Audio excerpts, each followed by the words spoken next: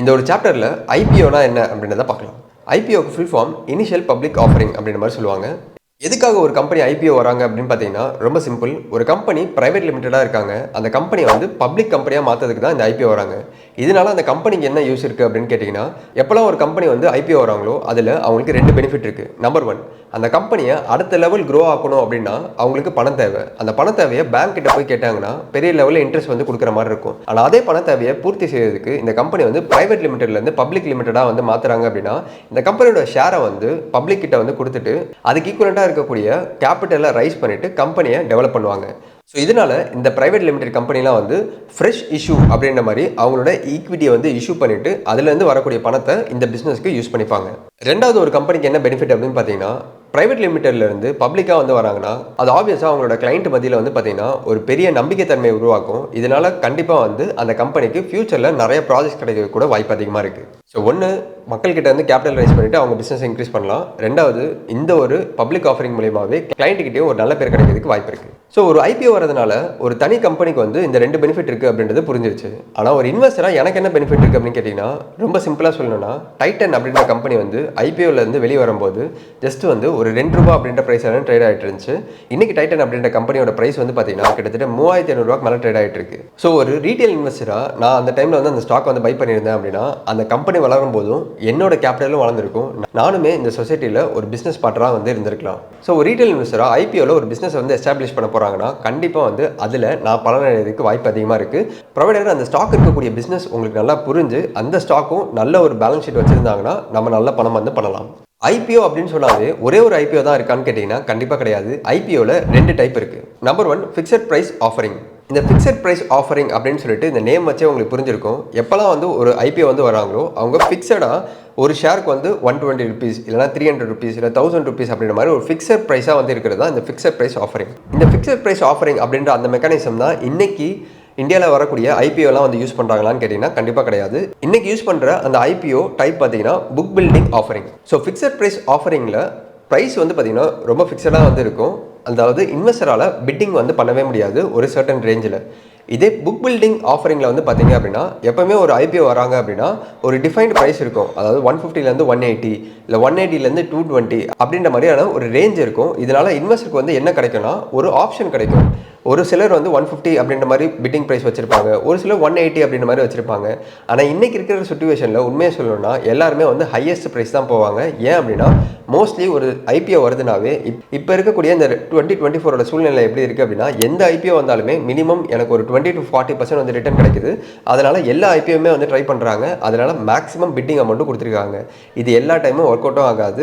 ஐபிஓட interest வந்து குறைஞ்சிடுச்சு அப்படின்னா இவங்களோட பிட்டிங் அமௌண்ட் வந்து அதிகப்படுத்தி கொடுத்துருந்தாங்கன்னா இவங்களுக்கு கிடச்சிடும். ஆனால் அலோகேஷன் ஆனதுக்கப்புறமா தான் இவங்க ஒரு 10 to 20% லாஸ் ஆகிறது கூட வாய்ப்பு இருக்குது அப்படின்றது புரியும். இது மட்டும் இல்லாமல் ஐபிஓ அப்படின்றது ஃபர்ஸ்ட் டைமாக ஒரு ஸ்டாக் வந்து ஸ்டாக் மார்க்கெட் லிஸ்ட் ஆகிறதுனால அதில் நிறைய ரிஸ்க் இருக்குது அப்படின்றத புரிஞ்சுக்கோங்க. எப்படி ஒரு ஐபிஓவை டீட்டெயிலாக அனலைஸ் பண்ணுறது அப்படின்றத அடுத்தடுத்த சாப்டரில் பார்க்கலாம். ஸோ ஒரு ஸ்டாக் வந்து ஐபிஓ வர போகிறாங்க. ஐபிஓ வரதுக்கு முன்னாடி அவங்களோட ப்ரைஸை வந்து எப்படி வந்து தீர்மானிக்கிறாங்க, அதுக்கான என்ன ப்ராசஸ் இருக்குது, அதுலேயும் முக்கியமாக இன்றைக்கி வரக்கூடிய எல்லா ஐபிஓவுமே வந்து புக் பில்டிங் ஆஃபரிங் அப்படின்ற அந்த ப்ராசஸ் மூலியமாக தான் அவங்களோட ஐபிஓ வந்து ரிலீஸ் பண்ணிட்டு இருக்காங்க. ஸோ இதில் என்ன ப்ராசஸ் இருக்குது அப்படின்றத அண்டர்ஸ்டாண்ட் பண்ணுவோம். ஃபர்ஸ்ட்டு ஒரு கம்பெனி வந்து அண்டர் ரைட்டர் அப்படின்றவங்களை வந்து ஹையர் பண்ணுறாங்க. அவங்க யார் அப்படின்னு சொல்லி பார்த்தீங்கன்னா இன்வெஸ்ட்மெண்ட் பேங்க்ஸ் அப்படின்னு சொல்லக்கூடிய கம்பெனிஸ்லாம் வந்து இவங்களுக்கு ஹெல்ப் பண்ணுவாங்க. இவங்களோட கம்பெனி வந்து என்ன மாதிரியான ஐபிஓ ப்ரைஸில் வெளியிடலாம் அப்படின்னு சொல்லிட்டு. ஸோ இந்த இன்வெஸ்ட்மெண்ட் பேங்கர்ஸ் யார் அப்படின்னு சொல்லி பார்த்தீங்கன்னா இந்தியாவில் இருக்கக்கூடிய SDFC, AMC, JM financials, axis bank, ICICI இந்த மாதிரியான கம்பெனிஸ் எல்லாமே வந்து ஒரு இன்வெஸ்ட்மெண்ட் பேங்க்ஸ் தான் அப்படின்ற மாதிரி சொல்லலாம். Step number 2, bidding. ஒன்ஸ் அந்த ஐபிஓ ப்ரைஸை வந்து அந்த அண்டர் ரைட்டர்ஸ் வந்து டிசைட் பண்ணிட்டாங்க அப்படின்னா ஐபிஓவில் வந்து அவங்களோட டாக்குமெண்ட்டை சப்மிட் பண்ணிட்டு பிட்டிங் வந்து ஸ்டார்ட் ஆக ஆரம்பிச்சிடும். ஸ்டெப் நம்பர் 3, செட்டிங் தி ஐபிஓ ப்ரைஸ். ஒன்ஸ் அந்த ஐபிஓ வந்து ஆக்ஷன் விட்டதுக்கப்புறமா யார் வந்து மேக்ஸிமம் பிட்டிங் வந்து என்ன மேக்ஸிமம் ப்ரைஸ் வந்து கேட்டுருக்காங்களோ அதை வச்சு இந்த அண்டர் ரைட்டர்ஸ் வந்து யாருக்கெல்லாம் வந்து அலோகேட் பண்ணலாம் அப்படின்றத ரேண்டம் மெக்கானிசம் மூலியமாக தான் வந்து பண்ணுவாங்க. இந்த இடத்துல பல பேருக்கு ஒரு கேள்வி இருக்கும், ஐபிஓ எனக்கு கேரண்டியாக கிடைக்க வாய்ப்பு இருக்கா? வாய்ப்பே கிடையாது. அது ரேண்டம் ப்ராசஸில் நடக்கிறது. ஆனால் ஒரு சிலர் இந்த ஐபிஓ பயன்படுத்தி வெளியே நிறைய ஃப்ராட்ஸ் நடக்குது. இந்த மாதிரி ஐபிஓவில் நாங்கள் கண்டிப்பாக வந்து வாங்கி தரோம் அப்படின்னு சொல்லிட்டு உங்களோட பணத்தை வாங்கி அவங்க இன்வெஸ்ட் பண்ணுறதா சொல்கிறாங்க. அந்த மாதிரிலாம் பண்ணிடவே பண்ணிடாதீங்க. நீங்கள் எந்த ஐபிஓவில் பார்ட்டிசிபேட் பண்ணலாம். நீங்கள் எந்த brokerage ஆப்பை யூஸ் பண்ணாலுமே தாராளமாக நீங்களே பார்ட்டிசிபேட் பண்ணலாம். யாரை நம்பியும் இந்த மாதிரி ஐபிஓவில் நான் கேரண்டியாக வாங்கி தரேன் அப்படின்னு சொல்லிட்டு உங்கள் பணத்தை கொடுக்காதீங்க. ஸோ ஒன்ஸ் அந்த அண்டர் ரைட்டர் வந்து எந்த ப்ரைஸில் வந்து இந்த ஸ்டாக் வந்து இஷ்யூ பண்ணலாம் அப்படின்றத அந்த பிட்டிங் வச்சு கன்ஃபார்ம் பண்ணதுக்கப்புறமா step number 4, allotting shares. So நான் முன்னாடியே சொன்ன மாதிரி மக்கள் வந்து எந்த ஒரு ப்ரைஸுக்கு அதிகமான பிட்டிங் பண்ணியிருக்காங்களோ அந்த ஒரு ப்ரைஸை வந்து ஃபைனலைஸ் ப்ரைஸாக வந்து எடுத்துகிட்டு அவங்களுக்கு ஷேர்ஸ் வந்து அலோகேட்டும் பண்ண ஆரம்பிச்சிருவாங்க. எதுக்காக ஒரு கம்பெனி வந்து ஃபிக்ஸட் காஸ்ட் வந்து போகாமல் இந்த மாதிரி புக் பில்டிங் ஆஃபரிங் பண்ணுறாங்க அப்படின்னா இதுக்கு 3 மேஜர் ரீசன் இருக்குது. Number 1, market driven prices. So ஒரு கம்பெனிக்கு என்ன ப்ரைஸ் வந்து ஃபிக்ஸட் ப்ரைஸ்ன்னு தெரியல அப்படின்னா அவங்க இந்த மாதிரி பிட்டிங் வந்து கொடுத்தாங்கன்னா மக்களே வந்து டிசைட் பண்ணுறதை வச்சு எந்த ப்ரைஸ் ஹையஸ்ட்டாக கொடுக்குறாங்களோ அதை கம்பெனி வந்து எடுத்துக்க முடியும். Number 2, enhance investor confidence. So இன்வெஸ்டருக்கு நீங்கள் ஒரு ப்ரைஸை வந்து சூஸ் பண்ணுங்கள் அப்படின்ற மாதிரி கொடுத்தாங்க அப்படின்னா மக்கள் மத்தியில் அது ஒரு பெரிய கான்ஃபிடென்ட் வந்து கொடுக்க வாய்ப்பு இருக்குது. 3வது, கம்பெனி வந்து என்னோட ப்ரைஸ் 150 அப்படின்ற மாதிரி யோசிச்சிருக்காங்க அப்படின்னா மக்கள் வந்து அது 180 வரையும் கொடுக்க வாய்ப்பு இருக்குது அப்படின்னா ஃபிக்ஸட் ப்ரைஸாக வந்து அவங்க 115 கொடுத்தாங்கன்னா இது கம்பெனிக்கு லாஸு. 180 மேக்ஸிமம் வந்து பிட் பண்ணியிருந்தாங்கன்னா இது கம்பெனிக்கு ப்ராஃபிட் கிடைக்கும். இந்த வீடியோவில் ஐபிஓனா என்ன, ஐபிஓவில் எத்தனை டைப் இருக்கும் அப்படின்றது உங்களுக்கு புரிஞ்சிருக்குன்ற மாதிரி நான் நம்புகிறேன். இந்த சாப்டரில் எப்படி ஒரு ஐபிஓவை அனலைஸ் பண்ணி இன்வெஸ்ட் பண்ணுறது அப்படின்றத பார்ப்போம். ஒரு ஐபிஓவை டீட்டெயிலாக எடுத்து அனலைஸ் பண்ணுறதுக்கு நான் ஒரு வெப்சைட் ஓப்பன் பண்ணிக்கிறேன். அந்த வெப்சைட் நேம் www.chittoorgut.com. இந்த வெப்சைட்டோட ஹோம் பேஜ் வந்து போயிருந்தீங்க அப்படின்னா ஏகப்பட்ட இன்ஃபர்மேஷன்ஸ் இருக்கும். இதில் நீங்கள் எந்த ஆப்ஷன் சூஸ் பண்ணணும் அப்படின்னா இனிஷியல் பப்ளிக் ஆஃபரிங் அப்படின்ற மாதிரி ஒரு செக்ஷன் இருக்கும். அது கீழே கரண்ட் ஐபிஓ லிஸ்ட் அப்படின்ற மாதிரி ஒரு ஆப்ஷன் இருக்கும். இதை நீங்கள் கிளிக் பண்ணீங்க அப்படின்னா ஆல் ஐபிஓஸ் ட்ராப்புக்கு வந்து உங்களை ரீடைரக்ட் பண்ணும். இதில் கரண்ட்டாக எந்தெந்த ஐபிஓலாம் வந்து லிஸ்ட் ஆகிருக்கோ அந்த மொத்த இன்ஃபர்மேஷனும் உங்களுக்கு காட்டும். இது மட்டும் இல்லாமல் இந்த வெப்சைட்டில் அதர் டாப்ஸ் கூட வந்துருக்கும். அதாவது main board IPO, SME IPO, rights IPO, InvIT IPO. So இந்த 4 ஐபிஓக்கு என்ன டிஃப்ரென்ஸ் இருக்குது அப்படின்றத பார்ப்போம். மெயின் போர்டு ஐபிஓ அப்படின்றது எந்த ஒரு கம்பெனிக்கெலாம் நல்ல ஒரு எஸ்டாப்ளிஷ்மெண்ட் இருக்கோ அந்த ஒரு ஐபிஓலாம் மெயின் போர்டு ஐபிஓ அப்படின்ற மாதிரி சொல்லுவாங்க. அதாவது அந்த பிஸ்னஸ் வந்து ஆல்ரெடி எஸ்டாப்ளிஷ் ஆகிருக்கு, அவங்களோட பேலன்ஸ் ஷீட்டும் வந்து ரொம்ப ஸ்ட்ராங்காக இருக்குது அப்படின்றதால அவங்க மெயின் போர்டு ஐபிஓ வந்து அப்ளை பண்ணலாம். இதே இன்னொரு கம்பெனி பார்த்தீங்கன்னா வெல் எஸ்டாப்ளிஷ்டாக இல்லை, மார்க்கெட்டில் ரொம்ப சின்ன கம்பெனியாக இருக்காங்க அப்படின்னா அவங்களாம் வந்து எஸ்எம்இயில் வந்து அப்ளை பண்ணுவாங்க. ஸோ அந்த ஒரு ஸ்டாக்ஸ்லாம் வந்து பார்த்தீங்கன்னா எஸ்எம்இ ஐபிஓ கீழே வரும். மெயின் போர்டு ஐபிஓக்கும் எஸ்எம்இ ஐபிஓக்கும் இருக்கக்கூடிய வித்தியாசங்கள் என்ன அப்படின்றத பார்ப்போம். First, regulatory body. Main board ஐபிஓவாக இருக்கட்டும் இல்லை எஸ்எம்இ ஐபிஓவாக இருக்கட்டும், 2 பேருக்குமே ரெகுலேட்டரி பாடி யார் அப்படின்னா SEBI. Minimum post issue paid அப் கேபிட்டல் அப்படின்ற மாதிரி அந்த கேபிட்டல் வந்து அந்த ஸ்டாக் வந்து கொடுக்குற மாதிரி இருக்கும். அந்த கேபிட்டல் பார்த்தீங்கன்னா மோர் தென் 10 crores இருக்கும். மெயின் போர்டு ஐபிஓவில் 1 crore இருந்து 25 crores வரையும் தான் இருக்கும். அடுத்து ட்ராக் ரெக்கார்ட் ரெக்யர்மெண்ட்ஸ். மெயின் போர்டில் வரக்கூடிய எந்த ஒரு கம்பெனிக்கும் மினிமம் ட்ராக் ரெக்கார்டு வந்து 3 years வந்து இருக்கணும். இதே எஸ்எம்இல பார்த்தீங்கன்னா 2 years இருந்தாவே போதும். அடுத்து number of shareholders. Main போர்டில் மினிமம் 1000 ஷேர் ஹோல்டர்ஸ், இதுவே வந்து எஸ்எம்இல 50 ஷேர் ஹோல்டர்ஸ் இருந்தால் போதும். அடுத்து ஐபிஓ அப்ளிகேஷன் சைஸ். ரீட்டைல் இன்வெஸ்டரால் ஒரு மெயின் போர்டு அப்ளிகேஷனில் பார்த்தீங்கன்னா மினிமம் 15,000 ரூபாயிலிருந்து 2 லட்ச ரூபா வரை இன்வெஸ்ட் பண்ண முடியும். அதே வந்து எஸ்எம்இல வந்து பார்த்தீங்கன்னா மினிமமாக வந்து லாட் சைஸ் தான் இருக்கும். அது 1.5 lakhs இருந்து 2 lakhs வரையும் மினிமம் இருக்கும் அப்படின்ற மாதிரி சொல்லலாம் எஸ்எம்இல. அடுத்து அண்டர் ரைட்டிங். ஸோ மெயின் போர்டில் வந்து பார்த்தீங்கன்னா நோ அண்டர் ரைட்டிங் ரெக்வயர்ட். இதே வந்து 100% under writing mandatory and 15% from merchant bankers வந்து கண்டிப்பாக எஸ்எம்இ ஐபிஓவில் இருந்தே ஆகணும். அடுத்து லிஸ்டிங் பிளாட்ஃபார்ம்ஸ் வந்து பார்த்தீங்கன்னா main board IPO both BSE and NSE ரெண்டுத்துலேயுமே வந்து வரும். இதே எஸ்எம்இ வந்து பார்த்தீங்கன்னா எஸ்என்பி, பிஎஸ்சி, எஸ்எம்இ அப்படின்ற அந்த ஒரு பிளாட்ஃபார்மில் தான் லிஸ்ட் ஆகும். அது மட்டும் இல்லாமல் என்எஸ்சி எமர்ஜ் அப்படின்ற அந்த ஒரு பிளாட்ஃபார்மில் தான் எஸ்எம்இலாம் வந்து லிஸ்ட் ஆகும். அடுத்து எஸ்எம்இல இருக்கக்கூடிய ஒரு ஸ்டாக் வந்து மெயின் போர்டுக்கு வர முடியுமா அப்படின்னா கண்டிப்பாக வந்து வர முடியும். அதுக்கு சர்டன் கிரைட்டீரியா வந்து இந்த ஒரு கம்பெனி வந்து அட்டைன் பண்ணியிருந்தால் தாராளமாக வந்து எஸ்எம்இல இருக்கக்கூடிய கம்பெனி மெயின் போர்டுக்கு வர முடியும். அடுத்து IPO time frame. So main போர்டுக்கு வந்து பார்த்தீங்கன்னா 6 months to 12 months வந்து ஆகும்.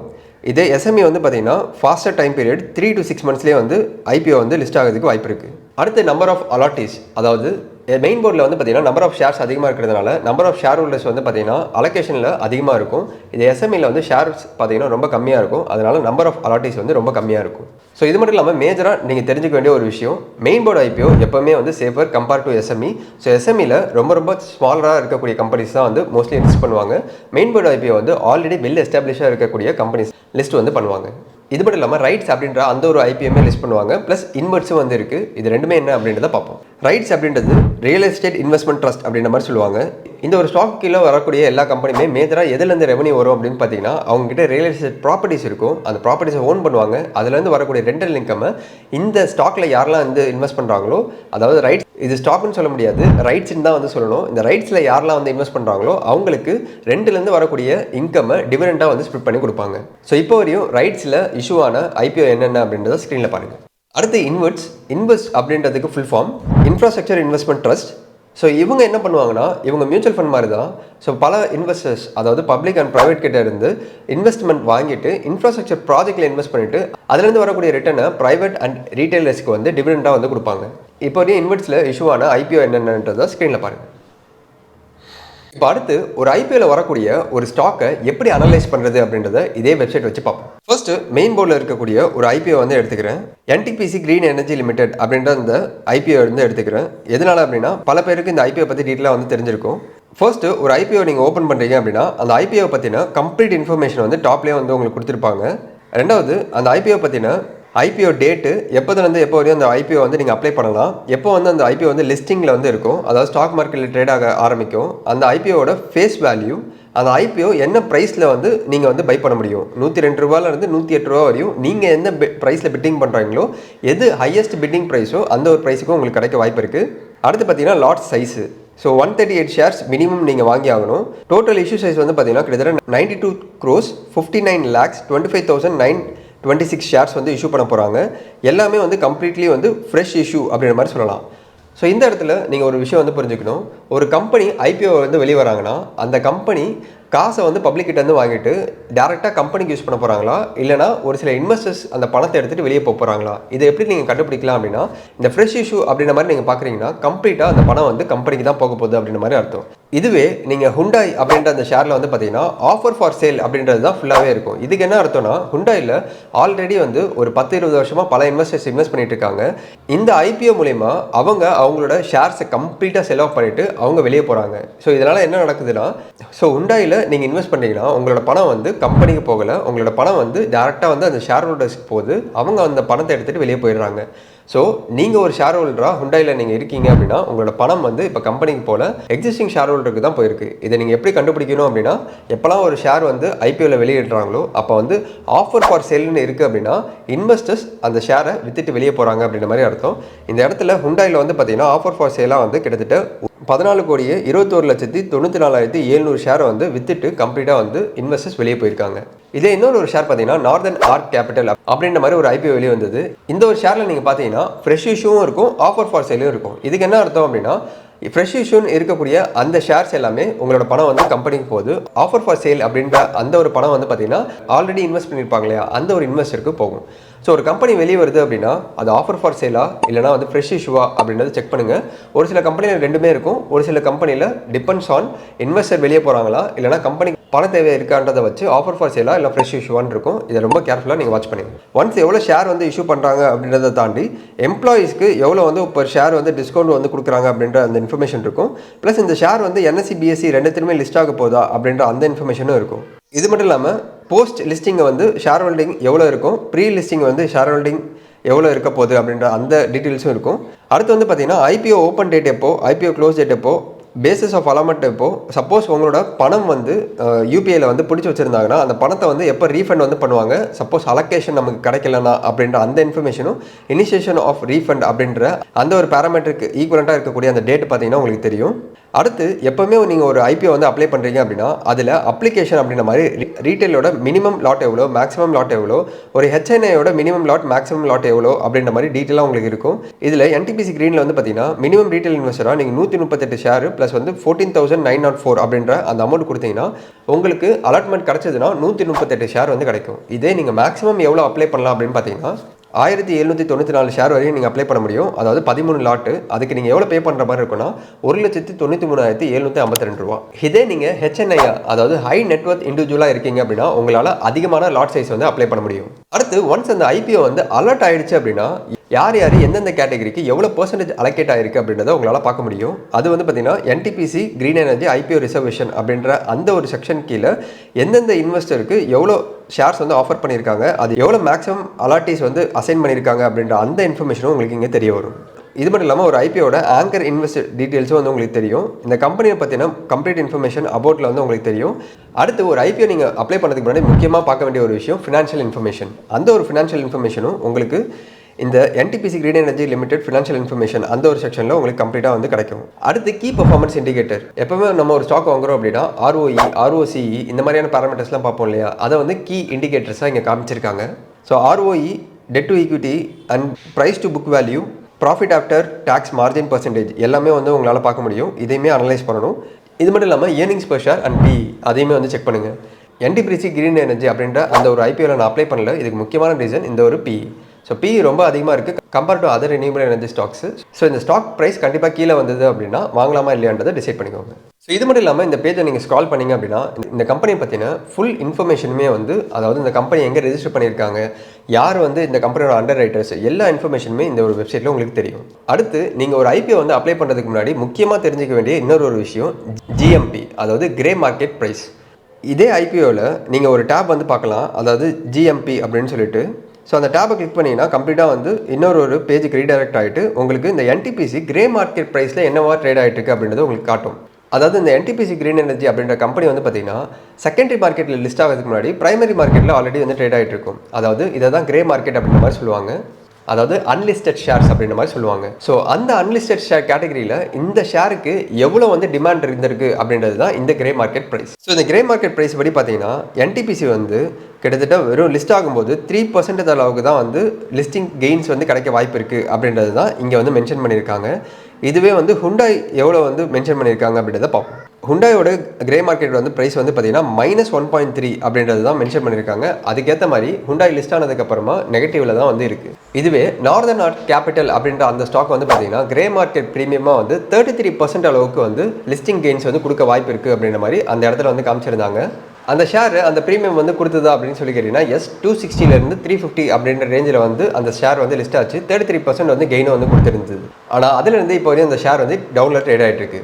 இந்த வீடியோ பார்த்துட்டு இருக்க உங்களுக்கு ஒரு டவுட் இருக்கும், இந்த மாதிரி கிரே மார்க்கெட் ப்ரைஸ் வச்சு நான் ஒரு IPO வந்து அலோகேட் பண்ணலாமா, இல்லைனா நான் ஒரு IPOவில் வந்து அப்ளை பண்ணலாமான்னு கேட்டிங்கன்னா கண்டிப்பாக அது தப்பாக போய் முடியாது கூட வாய்ப்பு இருக்குது. எதனால் சொல்கிறேன் அப்படின்னு பார்த்தீங்கன்னா இந்த கிரே மார்க்கெட் ப்ரைஸ் அப்படின்றது ஒரு ஃப்ளக்சுவேஷன் ப்ளஸ் வந்து இதையுமே வந்து மேனிபுலேட் பண்ணுறதுக்கு வாய்ப்பு இருக்குது. ஒரு சிலர் இதை மேனிபுலேட் பண்ணிவிட்டு எப்போ லிஸ்ட் ஆச்சோ உடனடியாக அதை விற்றுட்டு வெளியே வரதுக்கு வாய்ப்பு இருக்குது. ஸோ எப்போவுமே ஒரு ஸ்டாக்கு, அதாவது ஒரு IPO வந்து நீங்கள் அப்ளை பண்ண போகிறீங்க அப்படின்னா நான் இப்போ முன்னாடியே டிஸ்கஸ் பண்ண மாதிரி ஃபினான்ஷியல்ஸ் அண்ட் அதர் பேராமீட்டர்ஸை பார்த்துட்டு அதுக்கப்புறமா இன்வெஸ்ட் பண்ணலாமா வேணாமன்றதை டிசைட் பண்ணிக்கோங்க. ஃபைனலாக நீங்கள் ஒரு IPO அப்ளை பண்ணுறதுக்கு முன்னாடி தெரிஞ்சுக்க வேண்டிய ஒரு முக்கியமான விஷயம் தான் ப்ராஸ்பெக்ட்ஸ். ஒரு கம்பெனி என்ன மாதிரியான விஷயத்தெல்லாம் ஒர்க் பண்ணிட்டு இருக்காங்க, அந்த கம்பெனியோட ப்ராடக்ட்ஸ் எப்படி இருக்குது, ஒரு கம்பெனியோட கம்ப்ளீட் பிஸ்னஸ் ஓவர்வியூ என்ன, ஒரு கம்பெனியோட கம்ப்ளீட் ஃபினான்ஷியல் பெர்ஃபார்மன்ஸஸ் வந்து லாஸ்ட் ஒரு 2 to 3 years இல்லை 5 yearsல எப்படி பண்ணிட்டு இருக்கு, அந்த கம்பெனியில் இருக்கக்கூடிய ரிஸ்க் ஃபேக்டர்ஸ் என்ன, அந்த கம்பெனி IPO வரக்கூடிய மேஜர் அப்ஜெக்டிவ் என்ன, அந்த கம்பெனி இருக்கக்கூடிய ஓவரால் இண்டஸ்ட்ரியோட க்ரோத் எப்படி இருக்குது, அந்த இண்டஸ்ட்ரியில் இந்த கம்பெனி எப்படி பெர்ஃபார்ம் பண்ணிகிட்டு இருக்கு, ஃபைனலாக அந்த கம்பெனியை ரன் பண்ணிட்டு இருக்கக்கூடிய ப்ரொமோட்டர்ஸ் ஆர் மேனேஜ்மெண்ட்டோட கம்ப்ளீட் இன்ஃபர்மேஷன், இது எல்லாமே உங்களுக்கு இந்த ப்ராஸ்பெக்ட்ஸ் அப்படின்ற இந்த இடத்துல தான் வந்து கிடைக்கும்.